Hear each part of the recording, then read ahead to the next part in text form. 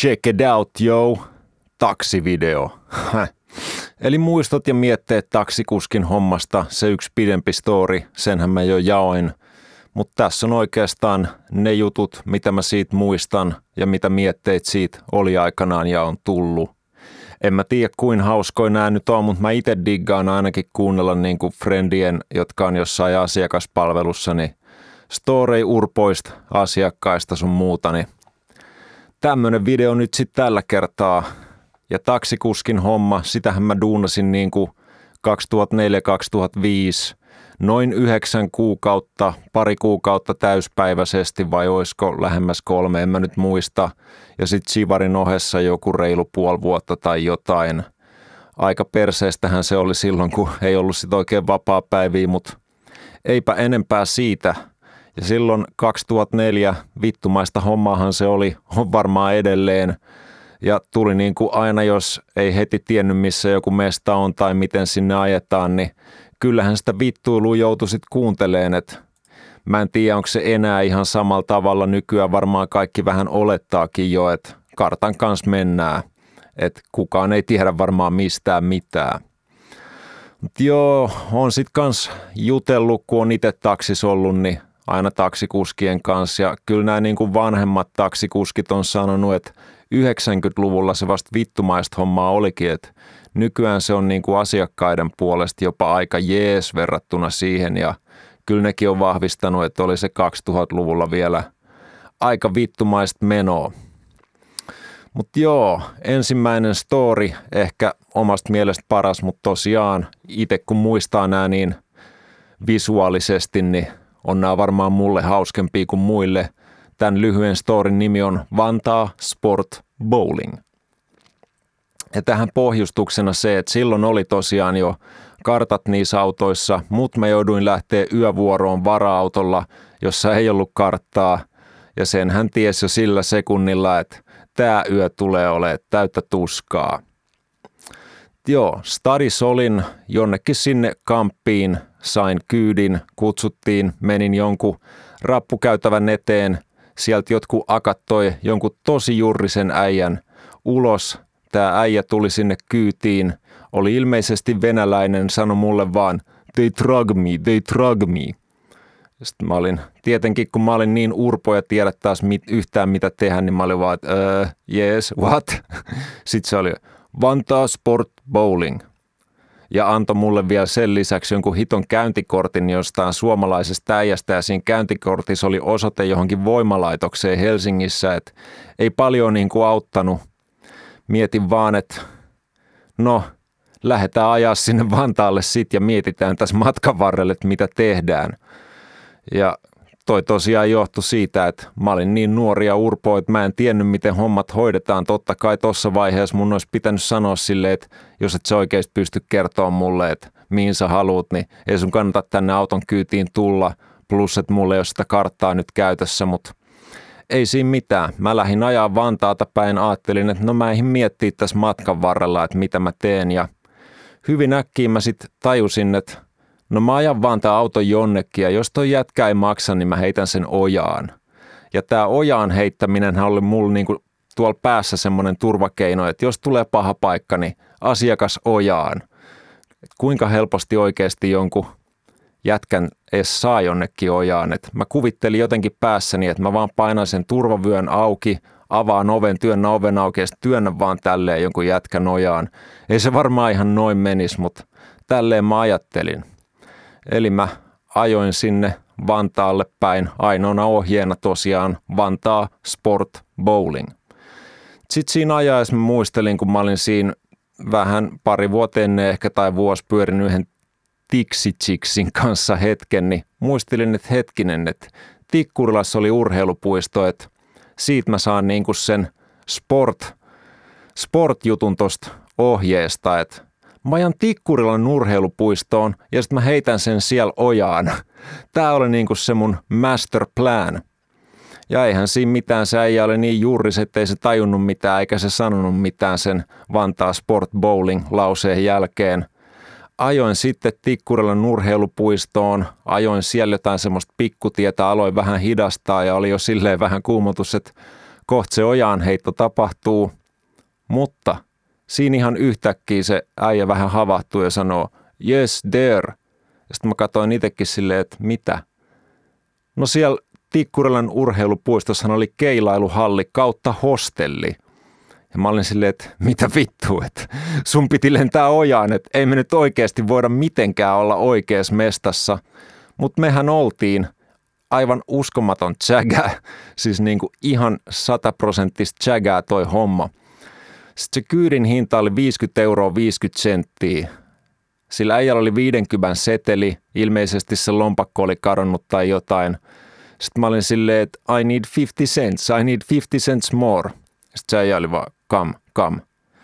Sitten mä lähdin seuraamaan sitä sinne hostelliin ja hostellin käytäville sinne jonnekin sen huoneelle ja ajattelin, että ei helvetti, että mitä mä täällä teen, että 50 senttiä, että mä olisin voinut ihan hyvin antaa se 50 senttiä anteeksi tässä vaiheessa. Mutta enpä antanut ja seurasin sitä siellä. Sitten päästiin sinne sen huoneeseen. Se avasi siellä jonkun kaapin. Kaappi oli niinku lattiasta kattoon täynnä röökikartsoja, missä oli kyrilliset kirjaimet. No jälkeenpäin mä tajusin, että tämä varmaan oli joku semmoinen jätkä, joka toi ihan helvetisti röökiä Venäjältä tänne ja myi sitä halvemmalle eteenpäin. Mutta joo, siellä oli myös semmoinen nahkapussi, ei mikään lompakko, vaan kunnon ihan niinku pussi. Musta nahkapussi, minkä se otti sieltä kaapista kanssa. Avasi sen aivan täynnä niinku isoja seteleitä. Siis siellä oli varmaan niinku yli 10 iisisti. Sitten se äijä antoi siitä mulle 50 euron setelin ja oli silleen, thank you, you take very good care of me. Ja siis silleen antoi, että pidä loput, että 49 euroa 50 senttiä tuli tippiä. Siinä kävi niinku hyvä tsägä meitsillä ja sillä äijällä, että kun plääni oli, että se lentää ojaan, mutta sitten kävi, ja mä en välttämättä edes saisi maksua siinä ojapläänissä, mutta mä sain melkein 50 tippiä ja se äijä pääsi suorin reittiin himaan, että silloin oli kyllä Hannu Hanhi-meininki ihan täysillä. Sitten kuumottavin tilanne, mikä mulla ikinä oli taksissa, oli se, että Malmilta tuli kyytiin joku semmonen, varmaan joku vähän yli 30 näin ja silleen vähän synkähköt vibat, huppari päässä istui siellä takapenkillä, halus, että lähdetään etsiä jotain snägäriä jostain kalliosta. Mä sanoin sille suoraan, että mä en kyllä tiedä mitään snägäreitä, mutta voidaan me mennä sinne pyöriin. Mentiin kallioon pyöriin, löydettiin snägäri, ei kelvannut, löydettiin toinen snägäri, sekä ei kelvannut. Sitten mä aloin miettiä, että what the fuck. No sit se oli, että lähdetään takaisin sinne jonnekin Malmille päin. Ja sitten me ajettiin takaisin sinne Malmille päin, se jätkä oli ihan hiljaa. Päästiin sinne jonnekin Malmin taakse jollekin ihmeseudulle. Mä en niitä huudeja vieläkään tunne kovin hyvin. Sitten siellä se neuvoi mut niinku sellaiselle jollekin ihan niinku ei kunnon tielle jotain sellaista soraa, että auton pohja vaan kolis. Ajettiin jotain sellaista niinku vähän metsätietä jonnekin ihmemestaan. Siinä vaiheessa mä aloin miettiä, että mitä helvettiä tää niinku on, että toi jätkä on niin epäilyttävää, että ja mua viedään nyt tänne jonnekin hiton ei mihinkään. Ja sitten päästiin jonnekin semmoisen, mä en ole varma purettiinko siellä jotain taloa vai rakennettiinko siellä. Päästiin semmoiseen pihaan ja mä olin, en mä nyt sano, että mua pelotti, mutta kyllä mua niinku kuumotti ihan helvetisti, kun tässä koko keississä ei tuntunut olevan mitään järkeä. Mut ei siinä mitään, se jäbä maksoi 30 matkan 50 setelillä ja sanoi, että pidä loput. Sitten mä olin silleen, okei, tää meni nyt ihan eri tavalla kuin mä tuossa kuumottelin, mutta hyvä homma. Ja jäin sitten seuraamaan, että mihin tää jäbä oikein menee, niin se meni johonkin ihan ruosteiseen työmaakonttiin, niin kuin ilmeisesti se sit asui siellä. Mutta tota kuumottavampaa tilannetta ei onneksi kyllä meitsille tullut. Sitten suurin tippi, minkä mä ikinä sain, meni muistaakseni jostain kampista Lauttasaareen joku vanha äijä. Se oli 12 euroa se matka. Se antoi mulle 80, sanoi, että pidä loput, mä kuolen kohta, mä en tarvii näitä rahoja. Ja jos siellä on nyt joku sympatia, empatia, pelle katsomassa tätä videoa ja miettii, että mun olisi pitänyt jotain lohduttaa, että et sä kuole tai kieltäydy rahoista, niin meepä ajaa sitä taksia puolen tunnin päästä, mitkä tahansa maailman rahat kuuluu sulle. ei kyllä ollut sellaista menoa, mutta tosiaan suurin tippi 68 €. Ihan ok, on kyllä kuullut, että jotkut on saanut monta hunttiikin. Sitten ehkä koko taksiuran kohokohta, Lockmaster. Lockmaster, joo, onneksi kohtasin Lockmasterin. Olin länsiterminaalilla odottamassa, sinne siis tulee laivoja, taksit kerääntyy sinne venaa asiakkaita. Mäkin olin siellä muiden keskellä venaamassa asiakkaita, istuin autossa sisällä. Yhtäkkiä mä huomaan, että kaikki muut taksikuskit, ne katsoo sitä mun autoa ja nauraa. Sitten mä olin silleen, että mitä helvettiä. Mä nousin siitä taksista ylös, niin siinä mun taksivalon päällä istuu maailman isoin lokki, joka ei hätkähdäkään siitä, että mä oon niin kuin alle metrin päässä siitä. Se vaan vääntää torttuu siihen niin kuin auton katolle ja se tyyliin chigaa mua silleen, että what you gonna do, bro? Ja tämän storin, kun mä kerroin sit kavereille, niin ne sanoi, että se oli, tai yksi kaveri sanoi, että se oli Lockmaster, lokkien herra. Ja mä oon kyllä tosiaan iloinen siitä, että mä kohtasin Lockmasterin. Ja muistaakseni jollain sen aikaisen mun nettisivulla sielläkin oli omistettu ihan oma paragrafi Lockmasterille. Tekoäly ei ikävä kyllä tajunnut, että lokki voi olla niin hemmetin iso kuin se oikeasti oli, mutta tekoäly on tekoäly. Sitten ihan näitä mieleenpainuneita storeja. Kerran tuli Kalliosta kyytiin semmonen vähän rähjäsempi äijä. Sillä oli vaan joku muovikassi messissä. Mentiin jonnekin Vuosaareen, jonnekin kerrostalojen väliin. Olisiko se sitten ollut sitä merirastilaa tai jotain. Se pyysi, että mä odotan siellä hetken aikaa. Jätti sen muovikassin sinne. Kun se oli siitä lähtenyt, mä mietin, että hetkinen, olisikohan nyt pitänyt pyytää joku kunnon pantti kuitenkin, eikä mitään muovikassia vaan. No, se muovikassi oli siellä ja sillä äijällä kyllä niin kuin kesti ja kesti. Sitten mä mietin, että kurkkaaks mä tohon muovikassiin, ja sitten mä olin silleen, että en mä vittu jaksa. No sit se äijä tulikin sieltä. Me jatkettiin johonkin, mä en muista mihin. Sitten kun päästiin siihen kohteeseen, se äijä avasi sen muovikassin. Ihan vitusti rahaa siellä sisällä, niin kuin aivan täynnä 50 joku S-Marketin muovikassi.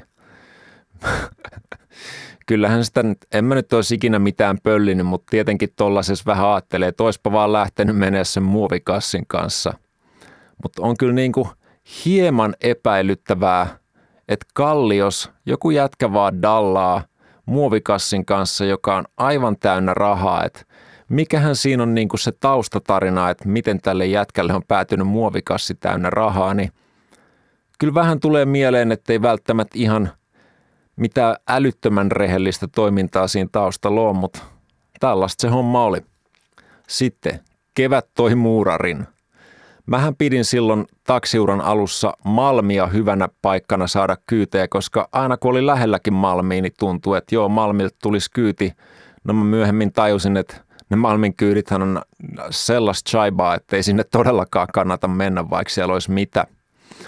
Anyway, menin jonnekin Malmin baarin eteen. Siellä oli joku ehkä 50 aika jurri, sportsari saattanut sen siihen baarin ulkopuolelle ja ilmeisesti portsari tilannutkin sen ja sanoi, että kyllä tämä maksaa tämän matkan, että ota kyytiin.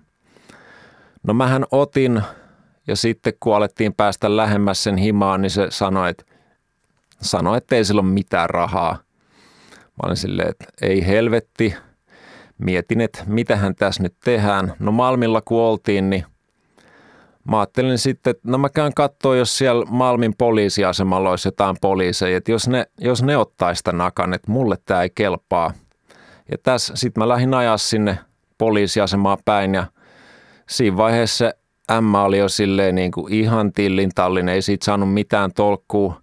Ja se alkoi laulaa sitä Kevät toi muurarin laulua silleen, että se lauloi pelkästään sitä ekaa lausetta luupilla. Se oli niin kuin siinä taksin penkillä about tälleen. Kevät toi muurarin, kevät toi muurarin, kevät toi muurarin. Tota vaan luupilla samaankin aikaan, kun mä sit pääsin sinne poliisiasemalle. Se ämmä vaan lauloi siellä taksissa. Mä sanoin poliiseille, että hei, että tällainen keissi, tuo lakalle on rahaa, se ei taju mitään. Voitteko te ottaa ton? Sitten poliisit oli, että ei oteta, että sä voit itse ajaa sen Töölön putkaan, jos sä haluat. Sitten mietin, että Töölön putkaan tästä. Ei helvetti. No ne poliisit sanoi mulle, ne sanoi ihan suoraan, että ota siltä sen passi pois ja jätä joku lappu, missä on sun puhelinnumero sinne tilalle ja vie se himaa. No sehän oli siis kertonut sen himaosoitteen aikaisemmin, ei sitä varmaan olisi irti tässä vaiheessa enää siitä saanut. No mä sit otin sen käsilaukun ja otin sieltä sen passin ja jätin sinne jollain lapulla mun puhelinnumeroa ja kirjoitin, että maksu ei tullut, että soittakaa, saatte passin takas. Ajoin sen akan sit sinne jonnekin ja kevät toi muurarin vaan luuppas edelleen. No mä jätin sen akan jonnekin sinne. Seuraavana päivänä joku äijä soitti, että joo, että hän voisi maksaa tänne, jos sä tuot sen passin. No sit mä menin sinne Malmille omalla autolla hakemaan niitä rahoja. Siellä oli joku äijä ja sitten oli se ämmä pääpaketissa. Ilmeisesti sen jälkeen, kun se oli taksista ulos lähtenyt, niin se oli kaatunut ja kolauttanut päänsä asfalttiin. Mietin kyllä siinä vaiheessa, että oikein sulle. Ei saisi kelaa, mutta niin helvetinmoinen riesa se oli, että pakkohan sen oli joku rangaistuskin siitä saada. Sitten tämän seuraavan jutun mä oon otsikoinut kääntäjänä. Ihan helvetin sus-näköinen vanhempi äijä tuli larusta kyytiin. Ja mä en todellakaan väitä, että mä mitään rikollisia mistään spottaisin, mutta jos nyt täytyisi sanoa, niin rikollisen näköinen mies. Ja varsinkin, kun se pääsi kyytiin, niin alkoi joku ihan ihme venkulointi sen rahan kanssa, että ota tästä 20, anna mulle nyt 5 euroa takaisin, sit mä maksan siellä enemmän ja sit katsotaan ja jotain tällaista ihan ihme touhuu. No mä sit nuoruuden tyhmyyttäni suostuin siihen, mutta pidin kyllä tarkkaa kirjaa täällä pääkopassa, että mihin sitä rahaa nyt on mennyt mihinkin suuntaan. Sitten me ajettiin Kauniaisiin. Siellä oli joku semmoinen vanha ränsistynyt ostari, ränsistynyt, semmoinen krapisostari. Mä en tiedä, onko se enää siellä, enkä mä Kauniaisia oikein tunne. Mutta kuitenkin mä jään siihen kulman taakse odottaa, kun se lähtee käymään jossain. Se nyt oli jättänyt mulle sitä rahaa sinne, niin mä tajusin, että ei se nyt varmaan karkuun ole lähtenyt. Nousin kuitenkin autosta perään katsomaan, että kurkkaamaan, että mihin se oikein menee. Se menee johonkin niin kuin kampaamo, kauneushoitola, tekstistä päätellen joku ulkomaalaisten mesta. Meni kuitenkin semmoiseen. No sit mä menin itse takas sinne autoon. Ja sitten se äijä palasi vähän ajan päästä. Sillä oli ihan himmeä tukkuseteleitä. Ja sitten me vaan ajettiin takas sinne Lauttasaareen. Se yritti jotain kusettaa sen maksun kanssa, mutta kyllä mä nyt olin tarkkaan laskenut, että miten tämä puliveivaus on mennyt. Mua jäi kyllä vähän ihmetyttään toi keissi ja sitten mä juttelin siitä pari jonkun vanhemman taksikuskin kanssa tyyli jossain Huoltiksella tai Tolpalle, en nyt muista. Kerroin toi jutun ja sitten ne oli aivan varmoja, että se jätkä niin kuin vaan kävi kääntämässä sen hiton kauneushoitolan. Mietin itsekin, että ehkä se sitten oli niin, mutta mistä mä tiedän oikeasti, mutta susmeno. Sitten Rambo VHS. Kalliosta tuli 2 narkkaria, joku vissiin narkkaripariskunta kyytiin meni jonnekin Itästadiin, niistä nyt näki päälle, että mitä ne touhuu ja jos ei olisi päälle nähnyt, niin ne puheet takapenkillä oli kyllä ihan avoimesti sellaisia, että mitä mennään vetää ja mistä saa mitä, jne. Päästiin perille, kyydistä puuttu 4 euroa, narkkari jäbä rupesi niin tarjoaa jotain röökiä korvaukseksi ja ties mitä paskaa ja mä olin vaan, että ei, mä polta jne. Olisi vaan pitänyt kyllä ottaa joku röökikartsa, jos se sitä tarjosi. Mutta sitten lopulta se tarjosi mulle Rambo VHS maksuksi. Ja tässä oli se, että kun sillä oli aikamoinen puhevika, niin se sanoi sen about tälleen, haluatko sä Rambo VHS-kasetin? Mun olisi todellakin pitänyt ottaa se Rambo VHS-kasetti. Siitä olisi jäänyt edes joku muisto, mutta mä oon kyllä kans miettinyt, että olikohan se Rambo VHS-kasetti joku niin kuin telkkarista nauhoitettu leffa vai joku ostettu. Et harmi, etten ottanut sitä Rambo VHS, mutta niin kuin 4 euroa, mitä tuossa olisi voinut tehdä, jos mä olisin ottanut sen passin, jos sille semmoista olisi, niin olisiko sitä edes kiinnostanut saada se takas. Tai sitten soittaa kytät jonkun 4 euron takia. Ihan hirveästi olisi mennyt aikaa siihen. Sanoin vaan, että lähtekää nyt vittu menee. Et en ollut kovin hyvä bisnesmies kyllä siellä taksissa. Sitten pari kertaa mulla oli niin hauska tyyppi tai joku siellä taksissa jopa, että mä joudun ihan niin kuin puree huulia yhteen, että mä repeis, koska se tilanne ei olisi ollut semmoinen, että mä nauran niiden kanssa, vaan että mä nauran niille. Ensimmäinen oli tämmöinen, tuli joku viiksimies, paljon tuuheimmat viikset kuin mulla, varmaan joku ehkä 50, tuli Alcatrazista venäläisen prostituoidun kanssa kyytiin. Takapenkillä ne siinä jotain sössötti, yhtäkkiä se jäbä oli silleen, että hei kuski, otas toista penkkiä vähän eteenpäin, niin pääsen ihailemaan neidin sääriä. Sitten mä olin vaan, että joo, okei, otetaan, ei siinä mitään. Sitten se sanoi sille prostituutille, että teillä on erittäin kauniit sääret, neiti. Ja sitten se huora sanoi takas, kiitos, sinulla erittäin kaunis viiksi. Vittu siinä vaiheessa mä meinasin niin pahasti repeä, että mä jouduin puree huuliin yhteen ja katsoa niinku ihan muualle, että mä tosiaan repeis. En mä tiedä, onko se tälleen niin hauskaa, mutta silloin se kyllä oli mulle ihan helvetin hauskaa. Ja sit toi nyt päättyi vielä silleen, että mä ajoin ton jonkun rivarin pihaan ton äijän sen huoran kanssa ja ne oli jo poistunut kyydistä, mä jäin siihen jotain räpläilee ja säätelee sitä karttaa jne, niin se jäbä tuli vielä takas koputtaa siihen taksi-ikkunaan, mä rullasin sen auki. Sitten se oli, mulle sanoi se äijä jo, että hän on ihan vanha perhetuttu, että hän tulee meille nyt yökylään ja nukkuu mun pojan sängyssä. Niin varmaan, tälleenhän se varmasti oli. Perhetuttu tuli Alcatrazista ja nukkuu pojan sängyssä. Minkä takia se ees mulle noin sano? Kyllähän nyt mä tajusin, mikä se homman meno on. Sitten oli räppäri, joku räppärin ketku tai tämmönen aamuyöstä. Otin kyytiin jostain kadulta vaan jonkun jätkän, jonka vaatteesta kyllä näki, että hip hop for life. Se oli kyllä aika sekasin. Otin sen direhtööriräppiäijän siinä kyytiin. Se nyt nuokkui siinä etupenkillä aika lailla silleen, miten nyt yleensä nuokutaan, kunnes yhtäkkiä kädet meni semmoiseen rap-käsien huitamisasentoon ja lähti tulee freestyle englanniksi. Yo, George Bush did 9/11. Ja kaikkea tollasta läppää ja mä jouduin kanssa katsoa niinku ihan eri suuntaan ja puree huuliin yhteen, kun tää veti näitä George Bush-riimejä siinä. No sit se aina välillä vähän niin kuin jäi nuokkumaan uudestaan ja sitten yhtäkkiä taas kädet nousi ilmaan ja alkoi se keittiön vetolaatikoiden avausliike, miten räppärit käsillä tekee ja sitten alkoi tulla näitä George Bush-riimejä. Mutta ei siinä mitään, se oli ihan hauska kyyti ja se meni hemmetin pitkälle eikä se vittuillut mulle. Hyvät rahat tuli, että se oli kyllä hyvä kyyti, kun sai vielä noi naurutkin, mitä joutui ikävä kyllä pidättelemään. Joo, sitten joku sen kerran oli tämmöisiä juttuja, että mä oikeasti aloin miettiä, että mitä vittua mä teen täällä, että miksi mä oon tässä taksissa, miksi mä oon täällä. Että yksi talvi, no siis se yhden talvenhan mä kestin, eli siinä talvena joku -15, -20 oli pakkasta. Ja mä jätin asiakkaan jonnekin Itästadin jonnekin kerrostalo. Siellä kun on niitä, onko se Hertsikas, niitä semmosia mäkiä, missä on niinku isoja kerrostaloyhtiöitä, missä menee niitä ylämäkiä ja alamäkiä siellä kerrostalon pihassa.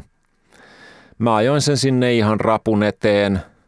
Koitin lähteä pois. Eihän se hiton taksi liikkunut minnekään, kun siellä ei ollut hiekotettu yhtään. Ja takavetonen Mersu, jos on kitkat, automaattivaihteet. Totta kai koitin vähän sitä keppiä tökkiä sinne oikealle, että nyt isompaa silmää lähtisikö tää jonnekin. Ei tää lähtenyt mihinkään. Mähän joudun siellä sitten 2 aamulla jossain 15 asteen pakkasessa pelkissä suorissa housuissa ja jossain kevyessä takissa. Lähin etsiä sieltä taloyhtiön pihasta jotain, onko täällä jotain hiekkaa jossain. Lopulta löytyi hiekotuslaatikko. Sieltä mä sitten useamman kerran jouduin kantaa ihan niin kuin kädet kuppina sitä hiekkaa sinne auton renkaiden luokse. Mä olin niin saatanan jäässä ja mua vitutti aivan käsittämättömästi. Mietin just, että niin kuin minkä helvetin takia mä täällä oon, että tästä ei niin kuin alemmas pääse. No, kyllä mä sitten lopulta sain sitä hiekkaa kaadettua ja pääsin sieltä pois. Vähän sama keissi oli kyllä tuolla joskus just talvella ajoin Kirkkonummelle jonnekin ihan keskelle Skutsiin jonkun äijän himaan. Ei siinä mitään, tulin sieltä takaisin, kun on tietenkin ihan pimeä metsätie kello 2 yöllä. Ajan suht rauhallista vauhtia. Siinä tuli niinku sellainen alamäki, sitten heti ylämäki, eli semmoinen kuoppa. Kun mä hissukseen ajoin, niin eihän se Mersu mennyt enää siitä ylämäestä ylös niin kuin sitten enää millään. Siinä sitten joutui taas jumittelemaan jonkun aikaa, että jouduin peruuttelemaan rauhallisesti niin pitkälle ylämäkeen kuin sinne aikaisempaan niin kuin alamäkeen kun pääsi. Sitten koittaa ottaa vauhtia siihen ylämäkeen. Muutaman kerran sitä kun yritti, niin kyllä se sitten lopulta pääsi, mutta siinäkin niin kuin mä mietin, että mä voisin olla himas nukkumassa, mä voisin olla dokaamassa kavereiden kanssa. Tässä ei ole mitään oikeat syytä, että mä oon jossain Kirkkonummel metäs jumis jossain saatanan kuopassa. Ja sitten 3. ton otsikon alla nuori sälli ja mummohuora. Tuli joku ihan niin kuin normaalin näköinen 30-vuotias jäbä kyytiin. Sillä oli messissä joku 50 plus venäläinen mummohuora.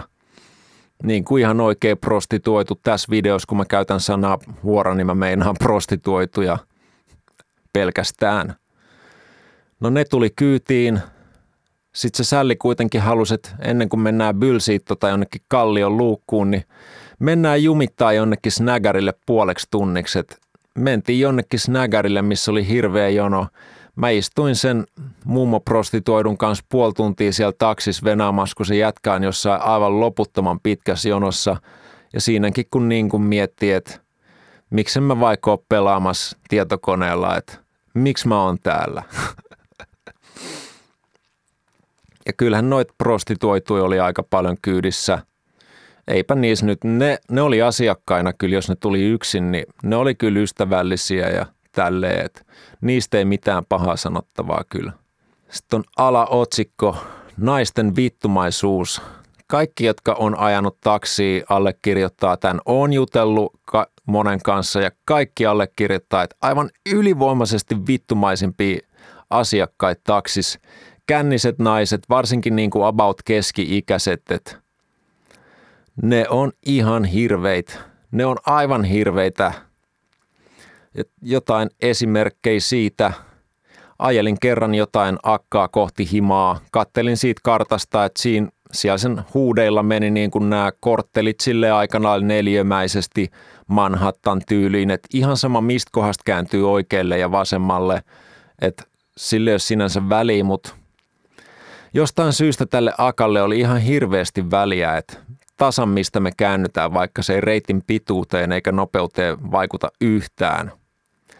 Siinä sitten se alkoi sieltä takapenkiltä rääkymään ja haukkumaan mua idiootiksi, kun mä en niin kuin kääntynyt just siitä, mistä se halusi, vaikka sillä ei ollut mitään väliä. No mä sitten tein silleen, että mä painoin sen taksamittarin pauselle, että sanoin, että hei mä annan sulle alennusta tästä näin. Niin annoin sille jonkun euron alennusta. Sitten hetken päästä me oltiinkin siellä sen himassa ja siinä vaiheessa kaivaa tissiliiveistä jotain tissikolikoita.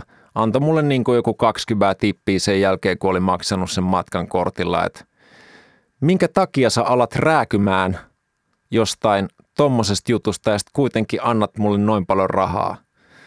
What the fuck? Sitten kerran oli kans niin kuin semmonen ihan semihotti milfi kyllä. Ei mulla mitään kunnon seksipommeja tainnut ikinä olla kyydissä, mutta toi oli ihan ok. Mentiin stadista jonnekin Vantaan perukoille. Varmaan joku 25 minsaa puoli tuntia se matka kesti.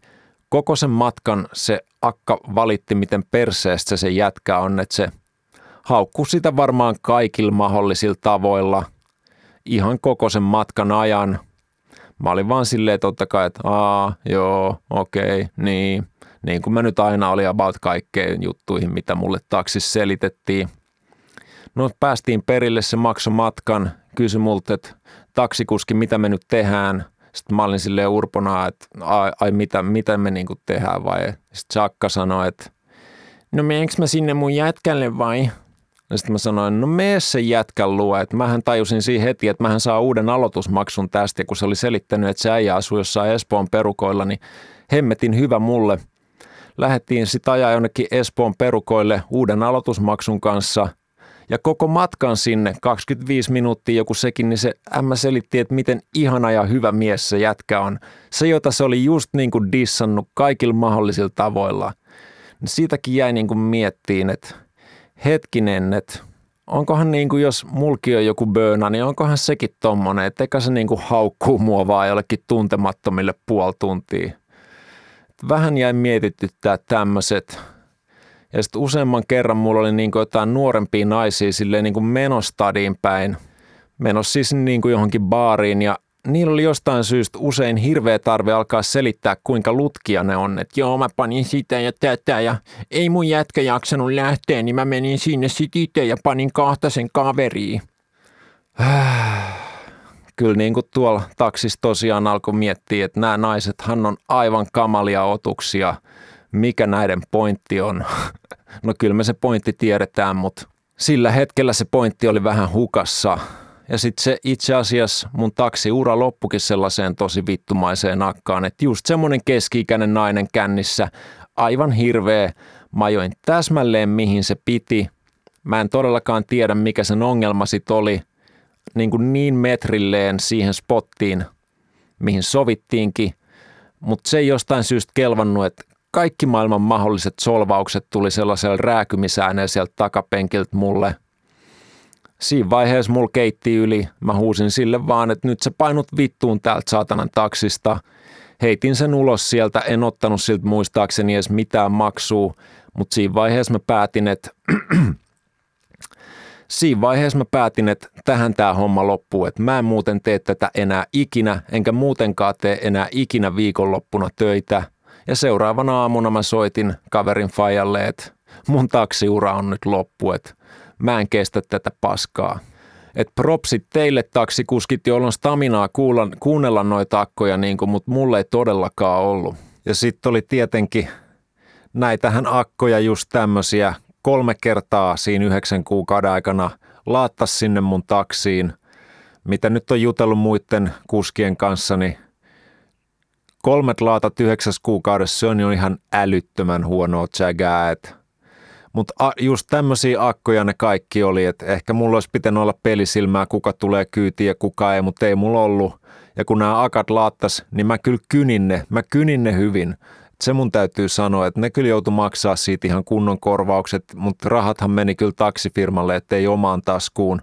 Ja kerran mä menin jopa pikapesees ne taksin penkit ja ajoin sen vuoron loppuun sellaisessa autossa, joka ei niin hirveästi haissu laatalle, mutta vähän vaan, mutta onhan se semmoinen suljettu tila laatan hajussa, niin kyllä se on living hell. Mutta kyllä mä kynin ne. Pari julkista mulla oli kyydissä, en sano ketä. Toinen oli joku B-luokan 7 julkis tai mikä olikaan. Se oli pelkästään helvetin ärsyttävä ja itsekeskeinen. Mutta sitten toinen oli tämmöinen edesmennyt miesnäyttelijä. Mä katoin just niin siinä vaiheessa, kun se oli mun taksissa, niin se oli siinä vaiheessa jo 82-vuotias. Ja siitä ei montaa vuotta mennyt enää, kun se kuoli. Jos mä sanoisin sen nimen, niin se ei välttämättä niin kuin sanoisi kaikille mitään, mutta aivan varmasti kaikki on nähnyt leffoja, missä se on. Ja se tyyppi jäi mun mieleen siitä, että sillä oli niin kuin aivan selvästi semmoinen aura. Oho, mikki vähän tärähti. Sillä oli aivan selvästi niin kuin semmoinen aura, että ihan niin kuin silloin olisi, ihan kuin se olisi ollut vähän semmoinen korkeamman tason jäbä, ei niin kuin statukseltaan, vaan niin kuin jotenkin spirituaalisesti. En tiedä. Ja sitten se kuitenkin oli tulossa sairaalasta pois, mutta se oli jotenkin niin täynnä elämän iloa ja se persoona oli jotenkin niin valosa, että se jäi mun mieleen ja mä mietin vaan silloin, että toivottavasti mä pystyn olemaan ton ikäisenä samanlainen. Sitten pari viisautta, jota mä kuulin taksissa, että joku muidu ja jäbä oli mun kyydissä, joista tajus, että ne oli baarista mennyt viettää yhteistä yötä johonkin. Sitten se muidu oli vissiin menossa himaan ja se jäbäkin oli menossa jonnekin tai jotain toisinpäin. Mä nyt en muista, kumpi niistä jäi siitä kyydistä ekana pois, mutta olisiko se ollut sitten se jäbä. Se jäbä sanoi sille muidulle, että mä oon helppo nakki, mutta mä en ole varma nakki. Ja sitten mä kelasin silloin, että vittu miten tyhmä juttu, että toi jätkä on ihan täys urpo, että kuka sanoo jotain tollasta. Mut mä oon myöhemmin tajunnut, että mähän on just se helppo nakki. mutta en varmanakki. Että mä vähän uskon, että mun oli tarkoitus kuulla toi juttu, että mä tajun sen. Ja sitten toinen oli joku ehkä 45-vuotias jäbä selitti jostain nettideittailusta sieltä takapenkiltä ja sanoi jotain, että joo, että siellä nettideittailumaailmassa, niin siellä on jokaisen jätkän nimityyli joku isokalunen jätkä, mutta mun nimi on Suruton. Ja sitten mietin, että vittu miten tyhmä juttu joku Suruton, että kuin urpo sä oikein oot. Myöhemmin mä oon tajunnut, että helvetti, mähän on itse se Suruton. Mä en oikein osaa surraa, että toi Suruton osuu muuhun kyllä niin kuin aivan täydellisesti itteeni, että mun oli varmaan tarkoitus kuulla se, vaikka mä sitä silloin heti tajunnutkaan. Ja sitten nämä taksiuran seuraamukset niin kuin silleen meitsil henkilökohtaisesti, niin no kyllä mä opin sen, että kaikki yhteiskuntaluokat on yhtä perseestä, että ihan sama onko jengi narkkari tai jotain West Endin kermaperseitä, niin ne osaa olla vittumaisia, ne osaa ne olla mukaviakin, mutta niitä NS-perseenreikiä löytyy ihan jokaisesta yhteiskuntaluokasta tasaisesti, paitsi yksi jumal-yhteiskuntaluokka, josta mulla jäi pelkästään hyvät vibat, ja se on nämä niin kuin keski-ikäiset ja ehkä jopa vähän niin kuin lähemmäs 50 ja 50 plus duunarijäbät.